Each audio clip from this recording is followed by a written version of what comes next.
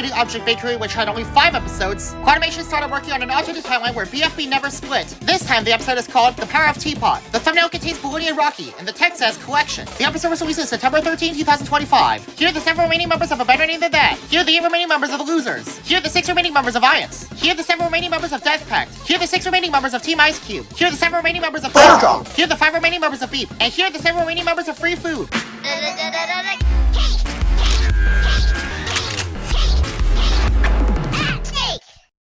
The cake and steak doesn't change, meaning Spongy is still eliminated. Will he actually enter the exit this time?